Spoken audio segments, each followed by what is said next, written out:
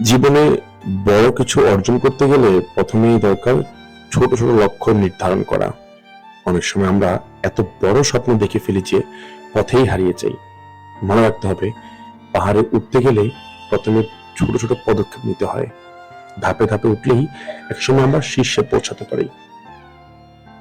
নিজের জন্য এমন লক্ষ্য স্থির করুন যা আপনি প্রতিদিন একটু একটু করে পূরণ করতে পারবেন।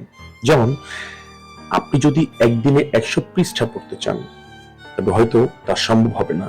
কিন্তু যদি প্রতিদিন মাত্র 5 পৃষ্ঠা পড়ার লক্ষ্য স্থির করেন, 1 মাস পর দেখবেন আপনি অনেক দূরে এগিয়ে গেছেন। কিছুটা হলেও প্রতিদিন এগিয়ে যান।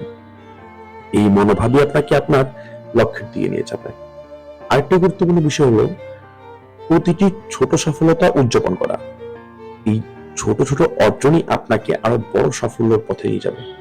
তাই বড় স্বপ্ন দেখুন, কিন্তু সেই স্বপ্ন পূরণের জন্য ছোট ছোট পদক্ষেপ নিন।